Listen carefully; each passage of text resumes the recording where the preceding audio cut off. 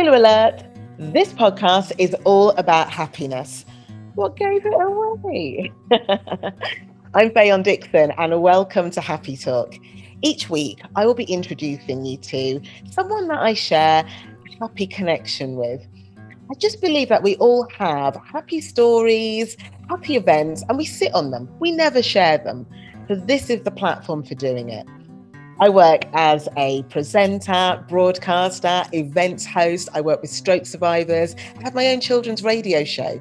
And I've been really lucky in the last 20 years to do work where I just ooze happiness. Yeah, I'm one of those people. My cup is eternally overflowing.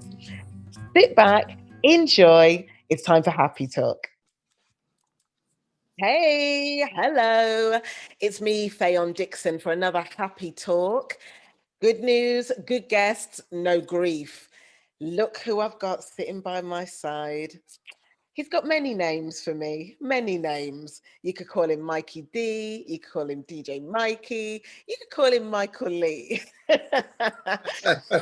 We go back. We go way back. I think way back. You've got to be one of my oldest friends. You've known me since I was like a bean. And the rest. Oh gosh, what have I done? Please don't shame me. I wouldn't do that. So before we get into that, as usual at the start of my podcast, I like to share some happy news. Yeah. This is a positive news source that I follow on Instagram, and they're called News from the Rooftop. And it's positive news worth shouting about. And it's all about campaigns and issues out there that are making a difference in society and empowering people. And you must know the CEO, the former CEO of Google, Eric Schmidt, yeah? So he's backing a global campaign for refugees, and it's an educational campaign, and he's putting in $1.6 million of his own money to ensure that refugees starting off in Kenya actually get a decent education. So it's really going, it's global. So it's the United Colleges and the refugee educational provider, Amala Edu, they've come together and they've launched one of their programs in Kenya already at a refugee camp. And they've began 15 scholarships in different schools across the globe, 18 schools, in fact, across the globe. So what's been Wow. quite hard, we've had in our country, I mean, I've got two teenage stepdaughters. They were not able to do their exams this year because they were 16 and 18. You have Yeah. children of your own. I know some Yeah. of them, different ages and everything else, but we know how important education is. And our kids are lucky to get free education. Half the refugee community out there, half of them are not getting any education at all. And with lockdown and, all of the social distancing and isolation and everything, this generation is really suffering. And we know how powerful it is to be educated, don't we, Michael? Of course. And I'll be honest with you, Fair, I didn't actually know the name of the guy who was CEO of Google, but it's a fantastic thing that he's doing. And it has it's a bit similar to what Marcus Rashford has been doing with the children, free school meals, that kind of stuff. Yeah. It's on that same sort of line, isn't it? I mean, Marcus Rashford, I mean, he is an incredible young man. He grew up on school meals himself. And so That's he right. knows, how hard it is and the stigma that goes with kids who are on a school meal given by the government. When we were younger, there was people used to get, have fun taken out of them and stuff like that because it was seen as something that, was a bad thing. Yeah. And because of his upbringing, he's like, well, look, I've now got influence, I've got support, I've got money. I am going to pledge and put my money where my mouth is. And he Mm. is doing such a fantastic job. And you know, it warms my heart every time I see him and his mum and all the helpers Yes. getting out there and doing something great, not waiting for government Yeah. support, off his own back But and getting, just doing it. Yeah. yeah. Fantastic. Great achievement he's done this year. And I just love all the positivity about this young man. I actually know Marcus from when he was a little boy. His father used to play cricket with me. He lived in Manchester. We used to play Coventry West Indians against Manchester. I know Marcus from he's a little boy, and to see where he is now, he's just fantastic. And um, the only negativity is the media coverage of him Mm, after all the great stuff that he's done. yeah. They seem to be more focused on him buying some houses for his family and stuff like that, making an What's wrong with investment. It's that? just ridiculous. Nothing's wrong with it. What is wrong with But that? The man earned the money. He yeah, can now spend the money on whatever he wants. I think would they rather that he was spending it on all kinds of foolishness rather than yeah. housing his family? I mean, it's like Trashy media. let's not even get into that because we know the full story and we're behind Yes. him 1,000%. So Yeah. now hang on to that little nugget there that you mentioned about football because I'm going to come on to that in a moment. It's going to be the first happy memory that I'm going to share with you, right? Okay. But I need to give you your full introduction first of all. So Okay. yes, Mikey D. Oh my gosh. So you are a radio presenter and owner of the awesome radio station Arawak. So big up Arawak listeners. Thank you. Remind us when you first started Arawak. Well, Arawak is 5.5 years old now, Oh, as my own thing. Yeah, broadcasting I've been doing for over 20 years, but I was in a local radio station in Coventry for a few years. I didn't really like how it was going, and my um, influence was trying to make the station better. Didn't work out, so I just decided if you want anything done the way you want it done, start your own thing. And we've just grown from strength to strength since March 2015. So yeah. yeah. Yeah, love receiving, absolutely love receiving your posts. They make me smile. And the Arawak Okay. community, you know, no matter where they are around the world, because it's not just a Coventry thing, you know, you've got Yeah. worldwide listeners. It's wonderful. Well, yeah. Well, we're not only a radio station. We're actually called ACT, and we're a community organization. ACT stands for Arawak Community Trust. So, as well as the radio station being a part of it, we're a team of people in the community that put on events for the community, and also a part of a lot of things involved in the city of Coventry. Next year, we're part of the City of Culture in Coventry 2021. Yeah. We're involved in that as well. So yeah, we're involved in quite a lot of things. Oh my gosh. I mean, you're going to have a statue soon one day. You know that, don't you? No, no, no, no. Yeah. Somebody would get a rope and pull it down somewhere. Oh dear. Okay, let me go on to my happy memories of you because I've got loads and my face already Okay. is hurting. My face is already hurting. This is my first memory. So, you guys, you and the Lee family came into my life when I was about 6 years of age. Yeah, something like that, about six. Okay. And, you know, this community that we had in Coventry is so strong. And you lived in the next street to me and I used to be around your house a lot. So you guys also went to my school, so big up Cowan and Yep. Court School. But. But you'd left by the time I started there. But anyway, your sister Carol very much was there as my guardian.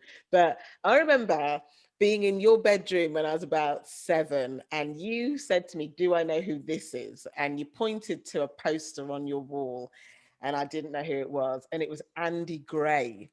Yeah. Okay. And Andy Gray at the time played for Aston Villa, and you were Aston Villa bonkers. You had, oh my gosh, you had all the little posters up and the score sheets and everything. And you taught me about football. That's where my love of football first began. It was from you Wow. telling me about Andy Gray and Aston Villa and everything about this guy. This guy had like some fro at the time, 70s. He had That's like right. this He did. fro. He did. Yeah. Wow. You know what? I personally, I don't actually remember that, but everybody's got a different memory. But if you say so, I mean, I would have had Aston Villa. I would have had Andy Gray. He was like in '77. I think he was like the player of the year and young player of the year for Aston in England. Mhm. And he was just a phenomenal striker, and he was well known, and everybody loved him. So yeah, and I'm still Aston Villa mad today. You're still supporting them. All my life, I've supported Aston Villa, and I will always support them. Yeah. Because, I went on to play football in school and became the captain of my girls' football team. Yeah. Wow. And whenever I would join an organization, like join somewhere to work, I would always find out if they had a football team and I would join it. And they'd be like, it'd always be boys or men. And they'd be like, you can't join, you're too little. Please. Wow. Okay.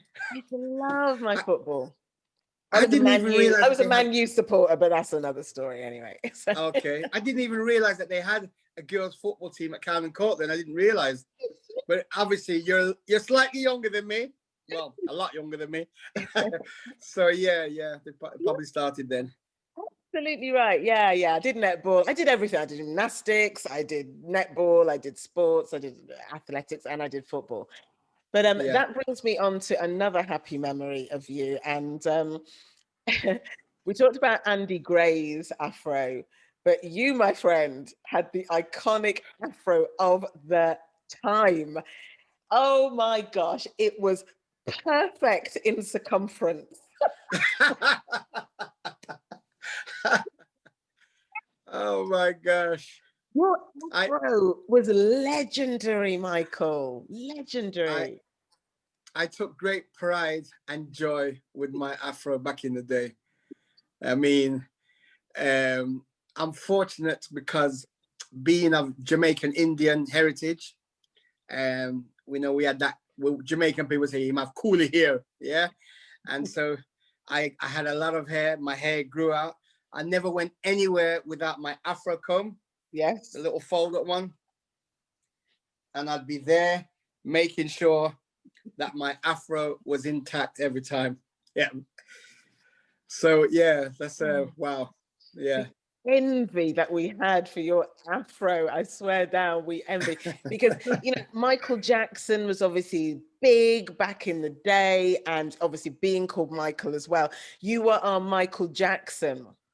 You were it for us. You had a fan club, man. You were just it. You've just been from day one. You've just been one of the coolest guys I have known, and you just rocked it. Oh, You were just so modest. You're just modest. oh, thank you, Fayon.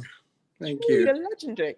So coming on now to my other happy memories of you, and I've got so many. You mentioned coaches a moment ago, but the cricket club, the West Indian and cricket One. club that we used to go to Yep, as kids, and we used to go on outings. Oh my gosh, that's we used right. to go and watch the cricket, and we used to go on different outings. That's just a mini memory. My big memory, of course, is the DJing that you have taken us through from when we were small.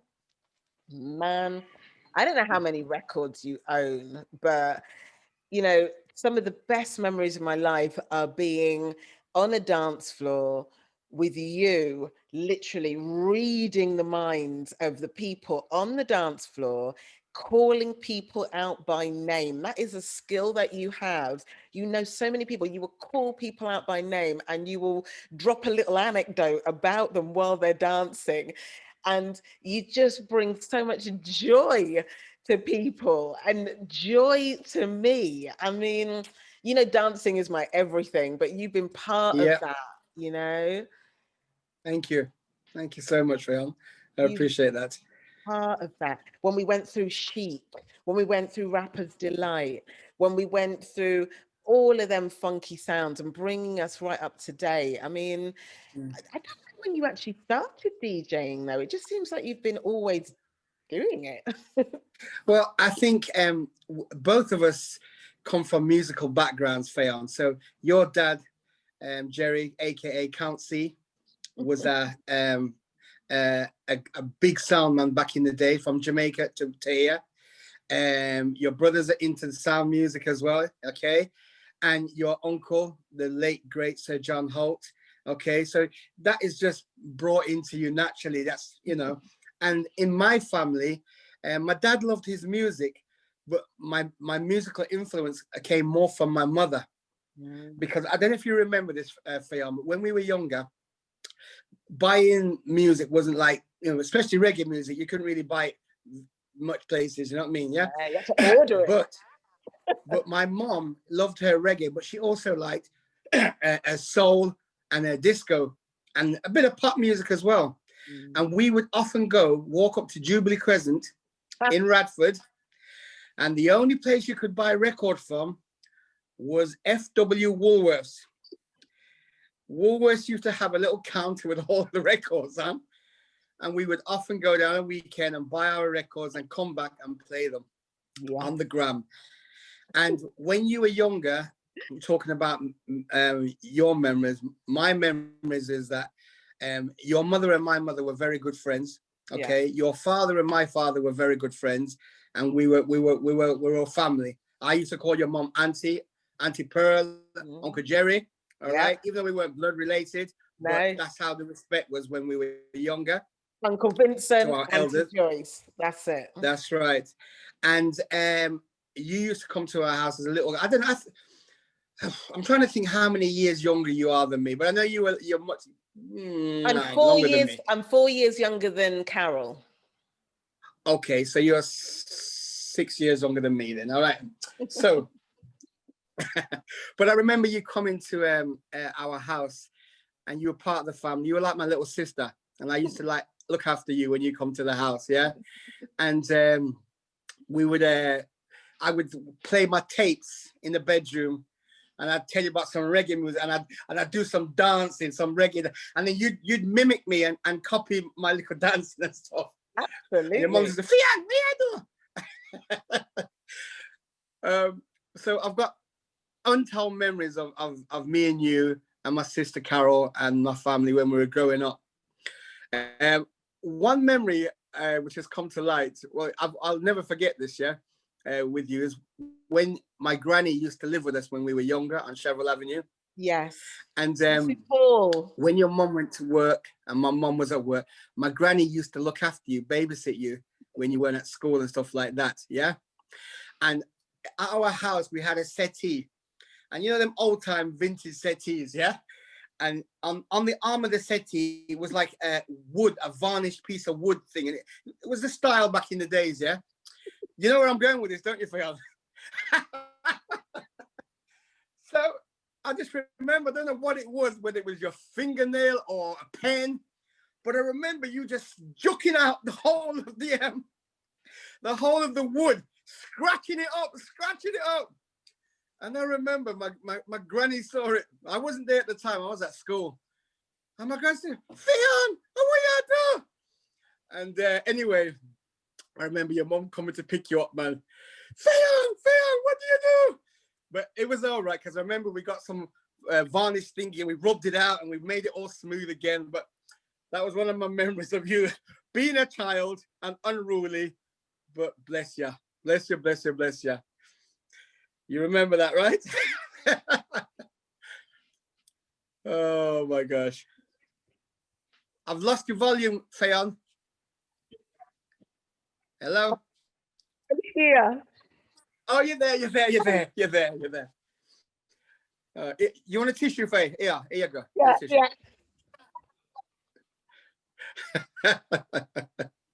Try to catch my breath. Michael. Yeah, you need to pass me that tissue again. Pass me the tissue. Here you go. Let me wipe it off. Oh dear. Michael. Memories are fantastic things, Fayon. You said not to shame me. It's not shame. We were kids. We did things like that.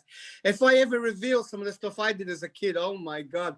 That's why I said, if you put a statue of me, yeah, for stuff that I do now, somebody would think about some of the stuff I used to do when I was younger and a kid, and they'd want to pull the statue down. No, it wasn't good. Oh my gosh, my head hurts. Oh gosh. Oh, Mrs. Hall, bless her. Oh gosh. Do you know what? I've got a scar just here on my lip, yeah? Just here. Right. And the first time I bunks up my lip, I was running down Cheverell Avenue with the Jarretts, yeah? Marcia, Lorna, Donna were all coming home from school. And I was decided to run off ahead. I was about 4 and playing hide and seek. And I ran so fast, I ran into the corner of a bit of brickwork and bam, I just remember Marcia running down the road with me. That's my only memory, yeah? Yeah. Bust my lip. The second time I bust my lip, I was chasing a balloon in Carol's bedroom. And I was running, running, running. I don't know if you were there or not, but I ran Okay. straight into, remember them vanity tables we used to have with the mirror Yeah. on the Yeah. top? Yeah. I ran straight into one, bam, the lip. And Carol took me downstairs and I'm crying. And, your mum and my mum, both nurses, and they were like, That's gotta right. take you to the hospital, gotta get it stitched. Yeah. Yeah. Like, so I wouldn't accept this. And so this is why I have a scar on my lip, because I didn't get it stitched up. But it was Yeah. chasing a balloon in your house. I don't regret it though. We used to No. ramp. We used to ramp in that house. It was just so much Yeah. fun. Yeah. Well, that's Why? what it was like, man. You Oh know, my God. I was on the radio talking about some old school stuff recently, and we talk about how people can't go out like they used to go out because they haven't got babysitters. Mm, And I remember saying, well, back in the day, we didn't need babysitters because if mom and dad were going to a party, all the kids would come as well, and they'd have to go upstairs in the bedroom that's and it. stop up there whilst moms and dads were downstairs. Exactly. And then we used to ramp in it, man. We used to take the bed as a trampoline and do all kinds of stuff, man. But it was Sneak fun. down, sneak downstairs and grab little bits of food. You didn't want to get Yes. stitched though. Yeah. Oh my goodness. Oh, Michael, listen, so many incredible memories of you. So I could talk and talk and talk about the dancing stuff. Oh my gosh. Well, I think another thing I remember with you is the year was 1978. I Whoa. was four. Yeah, I was 14 in 78. Just turning man. I had a little mustache growing there. Yeah, afro was round, feeling cool. And you were much younger. Yeah. He was about 8 or something at the time. Yeah, and a song came out, and we used to be at your house, used to be at our house. We used to be at the Jarrett's house. We used to be at Ingrid and Sylvia, Auntie Sylvia's house. And we all used to do this dance to Chic. Freak out. Let's Chic, say freak out. And that was like the song at the day at that time, man. Everybody wanted to know how to do Le Freak. Oh Do you my remember gosh. That song was killer. I'm still doing it now. When you talk about it, remember we're still doing it. We had Yeah. iconic dances. So, you would hear the freak and you take to the floor. You would hear Kung oh Fu fighting. oh my gosh. Everybody was kung fu fighting. This is why you are the DJ you are, because if there's an event happening in Coventry, you are usually at it. You are the DJ. Yeah. They're like, who's DJing? Michael. All right, Mikey Dee. Okay, fine. And we've all got a lot older, and some of the most gorgeous people in our life have passed on. Yeah. Yeah. And so there's been a fair few funerals. But this is how the Jamaican community is. I can't speak for any other community, but we will, have the funeral, and that's your time to mourn and you talk and da da da. Then we go on to the repast now, and there is food to feed 5,000 people. Yep. Um, you've got so much fantastic food, and we're on our tables and you eat, and you're the DJ now. And the last funeral I went to where you were at was Auntie Olga's funeral in Coventry. It's nearly about a year actually to the day. Okay. Yeah. And so we've had our food, there's a lot of tables, big family and everything, and you're there calling up people and, to the table. But, you do it in such a way, you do it in a way where we're laughing because you just I'm not gonna be honest, but you know how you are. You just put humor into everything. And people might be thinking, if it's a funeral, what are you talking about? But we celebrate life, It is That's sad, right. but we're there to celebrate life. So there are jokes, people are laughing, and then we've all eaten and everything. And then the music is going, and then it gets ramped up. But the last time we were at this funeral together and you were DJing, you played a version of Candy, yeah. So loads of us are on the dance floor doing Candy, but then you ramped it up into drum and bass, and you've done it Oh, a second jungle. time. Yeah, jungle. Yeah. Okay. Yeah. Jungle is massive. Yeah.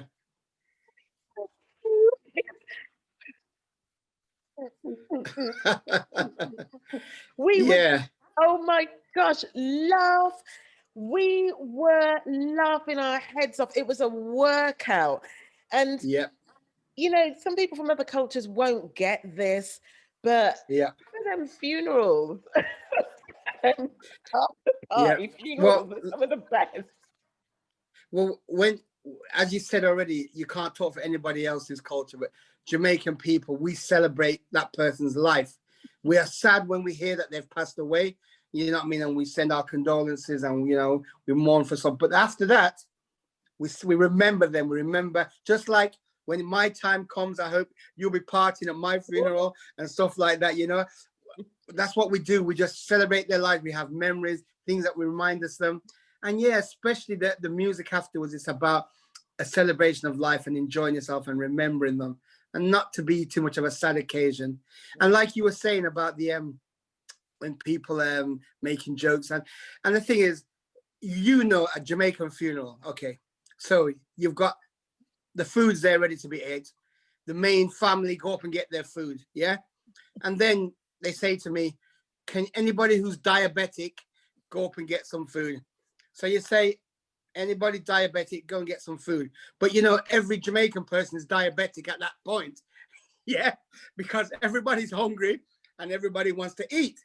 So I have to say something like, security will be at the food counter checking your diabetic card when you go up. If you're not, you'll be turned away and stuff like that. And it's gentler humor, but it's because people know this is what they do at a funeral, So yeah, it does put a little humor, but it's tried to do it the best way we can. You know what I'm And you will saying? call people out by name if you see Yes, them getting yes, up.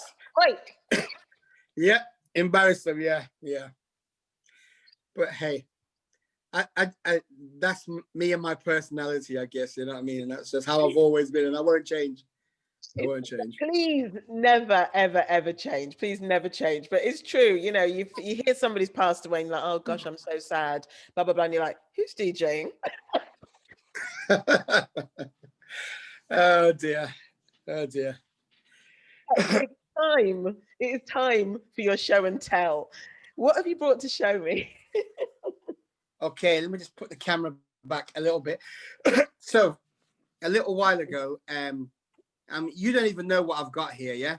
But a little while ago, you said to me, one of the things you'll always remember about me is when I was young, about the afro, the properly circumference afro, not a hair out of place, blah, blah, blah. And at the time, there was only like Michael Jackson and the Jackson 5 that had that kind of thing, yeah? And yeah, so, and you also said that you came to my bedroom and I showed you a picture of Andy Gray. Well, you may not remember this, yeah, but in my bedroom growing up, I had 3 people on my wall, which were my heroes, okay? So the first one was Muhammad Ali. Big poster of Muhammad Ali on my wall. He was the greatest, yeah? Absolutely. My second picture was of Bruce Lee. I knew it. Because, I knew it.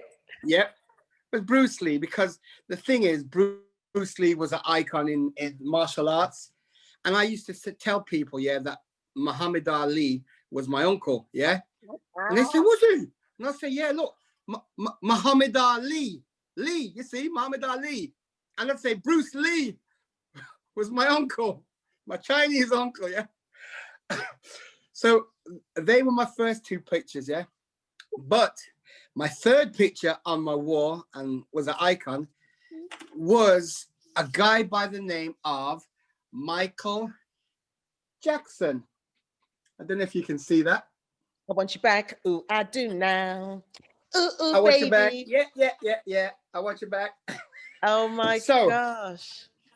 So what I've found for you today is a record. And obviously, being a young black child growing up in the city of Coventry, where there wasn't many black youngsters at my school, from primary school to senior school, to be identified and feel proud, which I did. I felt proud of the Jackson 5, because when we were kids, there used to be a cartoon show on the series on the telly called The Jacksons. I don't know if you remember that, yeah? It was the most favorite cartoon at the time. Amazing. And also at the time, they had the Jackson 5, but you also had the Osmonds. Osmonds, man. Right? I had them going up my Remember socks. the Osmonds, right? Yes. Now, the Osmonds brought out a cartoon series after the Jackson 5, all right? Because of the popularity of the Jackson 5. Now, the Osmonds, I mean, we always used to sing along to everything back in the days. But Donny Osmond was always in love. He would always find a girl, and they call it puppy love. Ah, when you're, yeah, exactly. Now you can sing it now. But when you're younger, you don't want to know about puppy love. No, you want to be on an adventure with the Jackson 5. So my adventure was remembering the cartoon series, watching all the old Jackson 5 stuff, because that was my first kind of love. Don't get me wrong, my mum and dad's reggae music from back in the day would always play, but finding myself and my own kind of style was definitely the Jackson 5. So I've got this record here, which I still have to date. Wow. In its original format. Wow. Motown, if you can see that. Yes. Yeah. Wow. And that's who they were back in the days. Now, it wasn't just, this was to be like a catalyst for me and becoming a DJ as well. Because later on in life, when I started to be involved in sound stuff, yeah, and started to buy records myself. So in Coventry, there used to be a store called Jill Hanson's. And if you remember that, it used to be above by Woolworths. Yeah. And I used to go in there and buy records, and I would try and seek out all the pretty colored vinyl. For young people that are listening today who don't have a clue what vinyl is, all right, this is what it is. That's vinyl, plastic, yeah. And I would buy all the pretty colored vinyl, red vinyl, green vinyl, yellow vinyl, and have my little selections, yeah. But then when I started to buy reggae, I started to buy these. White label. White label. Now, if you can see, there is nothing written on that label. That is a perfect. But I know what's on there. You know. I know what's on there. And when you were playing music back in the day, for me, it was about getting some exclusive music and not anybody else knowing what that song was. You'd play it, but you didn't mention it too tough, and that's what white labels used to do. Yeah. The Yeah, encyclopedic memory of a DJ must be absolutely incredible. that's Your right. tracks, you know them like your fingers, like the skin on your own hands. Man, that Hmm. is something else. But yeah, And sorry. so I was just going to say that that also reminds me of you again. Right? Another little memory. So we lived on Chevrolet Avenue in Radford, yeah. So there was our family as black families, because remember there wasn't many black families in Coventry at the You time, can yeah, and name Jamaican them. families. You can name So them. exactly. So in Radford, where we grew up, there was my family, obviously lived further up. Then there was the Jarrett family. There was Ingrid Graham's family, the Grahams. Yeah. There was the Williams family, Preston Williams and All on Broderick and that Cheryl. family. You Yeah, four were on they're all on Cheryl. Chevrolet. And then you were in the next street, yeah, on Grangemouth, right? Yeah. On Grangemouth Road. Right. But I remember the Williams family had a party back in the day, and again, all us kids were all there. We were upstairs in the bedrooms playing around, and you were there a little bit. And there was a song which came out. It was about Christmas 77, 78 going into, and it was called Uptown Top Ranking. Ah, Yeah. You remember the song, Fayon? see Yeah. me in my pants and And, ting. and Mm, oh, mm, Daddy mm, True mm. Constance bring them checks say we come. You know. No pop, no So style. Asterisk I rude. strictly roots. Don't pop no. All right, so you know, right? You remember now. I And love that was it. like the song of the year. Yes. And every time that song got played, we'd want to like dance to it. And I remember at the Williams family house, they were playing that song, and all us kids heard it. And all we wanted to do was go downstairs, and we would like go down by the stairs, and we'd be dancing and skanking on the stairs. Big song. I think it was number one in the charts. Oh, what is it? Althea and Donna. Althea and Donna, yeah. Yeah. Yeah. You know, see me in the road and you know, call out to me. You know, see me in my pants Hey, and ting. Oi. bum bum. Oh my gosh, Yeah, Michael, man, such that was amazing the memories, amazing yeah that memories. Thank and I you. think Fayon, yeah, that one of the greatest things when we talk about happy talk, and I think what you're doing here with happy talk is a really great idea to talk to people each week about great things, because there's so much misery and people don't have time anymore to do the things that we used to do.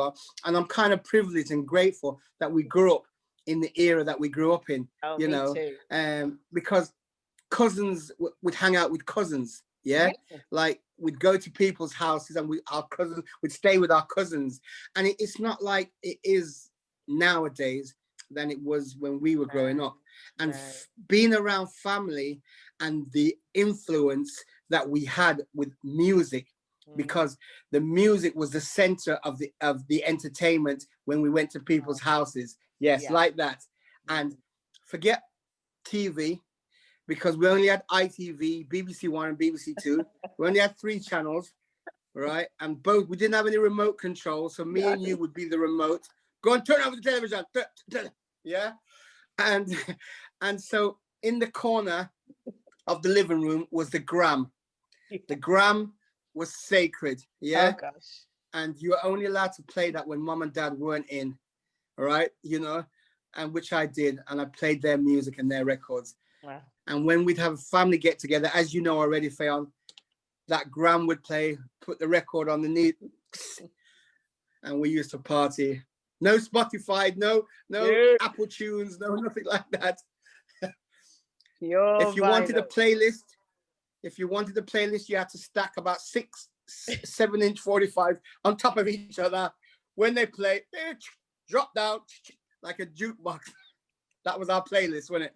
Oh man, them days. Oh gosh, those days were fantastic. And you're right, the connections, you knew all my cousins from Sharon Robinson and Christine and all them, Yes, and yes, Donovan and Chris, and yeah, I knew yeah. your cousins, just yeah, Uncle Harvey and your Yes. cousins Yeah. up in London and Wolverhampton, wherever Yeah. them came from, we all used Yeah. to mix. And Everybody knew everybody. Yeah. David, you know, I just Yeah. Yeah. ah, Yeah.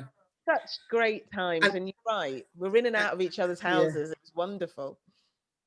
And it's like nowadays, it's like the world's so fast now that we ain't got time to do all that. Or the next generation, they don't have time for none of that. Because one of the reasons is they've got so many things, so much choice Mm, in their life now, whereas mm. we never had that choice when we were growing up. So No, we did no. what what the family did. That's right. I was trying to explain to my youngest stepdaughter recently, when one film came out at the cinema, everybody saw it. That was Yeah, the film of the yeah, time. There weren't yeah, loads of films coming out. No, yeah. That's right. Saturday Night Fever came out, and that was the film at the time. So you saw that, you know, Uh-huh. whatever it was. And, another Greece. memory That I was the have, one. Greece. oh my gosh, don't, the cue to the ABC snaking ABC. around, Yep. you know. And also, Fayon, you remember John Travolta? He used to have these cap sleeve T-shirts in Greece. Yeah, Yeah. man. And I used to say to my mum, can I have a cap sleeve T-shirt like John Travolta? And my mum used to say, fold up your seat, your T-shirt. And I had to do this. Exactly. Here, you want cap sleeves? There's cap sleeves. Oh my gosh. There was always We had a to hack. adapt. There was always a hack. You didn't have to go and buy it. There was always a hack. Yeah. Michael, man, it's been an absolute pleasure, and I feel 10 years has lifted off me. Thank Good. you. Good. Thank you for that. Well, Thank you. So no blessings problem. to you and yours. And it's just been great having this time with you. It really has. Thank you. and and you as well. You've been a long time friend, you and your family. And even though we may not see each other, because I know you've got a busy life in London and being You're married busy. and stuff like that now. Well, we're all kind of busy, but you're always going to have a special place in my heart as a long time valued friend. So I thank you for bringing me on your show today. Thank you. You're welcome. I told him not to shame me, and he did. Oh gosh, it's so funny what people remember about you. I completely forgot about scratching that sofa. Wicked child, wicked. Anyway, thank you so much, Mikey, for being on Happy Talk. It's just been brilliant. So it's now time for this week's Happy Happenings. And I want to thank Genevieve for sending me an email. Thank you. Telling me about her son, Matt, who's just 8 years of age. Um, compose yourself. So before lockdown, Max didn't really have any interest in eating like much fruit or veg. That just wasn't his thing. But I guess with being off school and having more time to sort of engage, Mum got him into sort of juices. Sort of a little bit of apple and pear one day, and then sneaking in a little bit of spinach or something like that another day. And Max really got into it and he quite enjoyed it. So, what he'd start doing is saving up little empty bottles of water that they would have. And he would make his own juice and then put a certain amount of juice into these bottles. And he called it Maxberry. Sorry, called it Maxberry.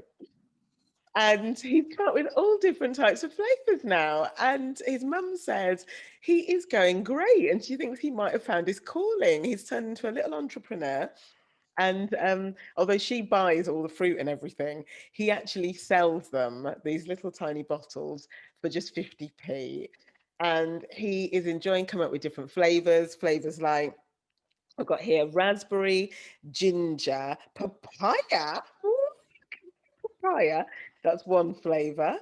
And then he's also got like the banana and gooseberry. I hate gooseberries, but banana gooseberries, ginger. There's a ginger theme here. I'm liking this because I like a lot of ginger in my juices as well. And he's got like different name for all of his berries. But oh dear, sorry, I'm still laughing so much about Michael. It's fantastic, Max. Well done. That's what I wanted to say to you. Well done for coming up with your own fruity drink. And who knows, maybe we'll see these on the shop in the shops on the shelves very, very soon. But I'm loving the fact that he didn't like juice and vegetables and is now come on to those. So thank you, Genevieve, for sharing that. Um, if you have any happy happenings happening in your life, then I'd love to hear you. You can send them to me, please, to happytalkwithfayondixon@gmail.com, and I will add them at the end of my podcast. So I hope you've enjoyed today's podcast. This is what I do here every week. Good news, good graphs, good news, good guests, and no grief. Until the next time, take care.